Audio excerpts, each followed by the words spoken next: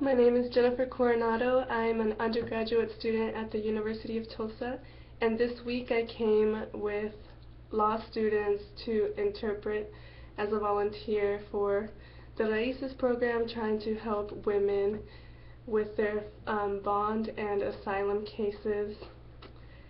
I think the best part of this week was kind of seeing, despite everything that these women have gone through in their home countries, and after being kind of re-traumatized in this detention facility, just how grateful they were.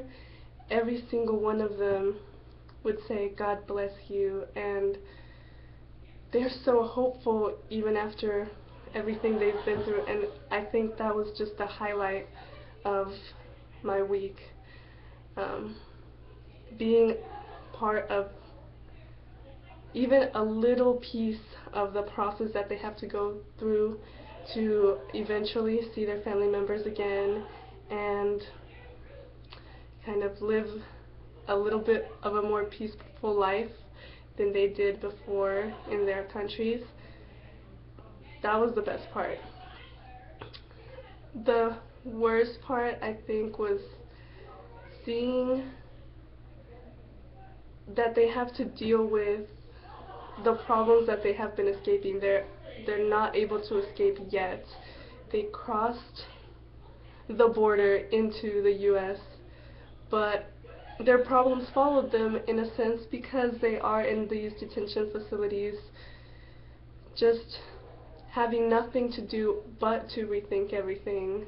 And a lot of the women express such distress at seeing their children not be able to have the education that they deserve, or even just the development that they need.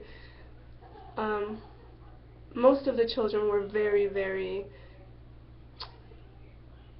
social, and they liked the attention that everybody was giving them, but some of them seemed a little bit distant, like they didn't know how to act like children anymore because the conditions that they are subjected to kind of take away the liberty of being a child.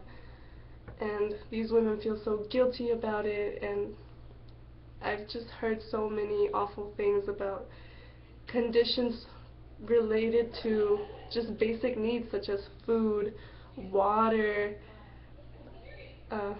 education, medical services. They're not able to get these the way that they need, and it's just heartbreaking.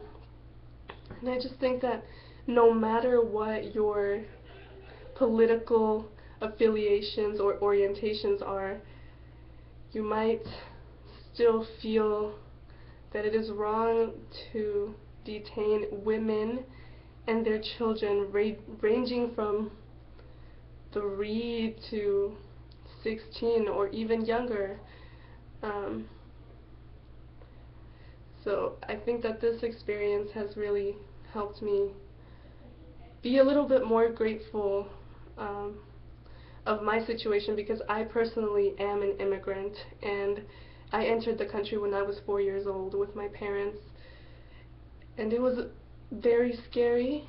I don't remember a lot of it, but for my parents, from what I've heard, it was very scary. And we've lived in the United States with fear until very recently. But in the end, I was able to stay with my parents. We live all together, and that is something that these women don't have. They were separated from their husbands or even some of their children. So it was very eye-opening to be a part of this week's events, and I would recommend anybody to go see for yourself what is happening in our country and try to do whatever you can to help.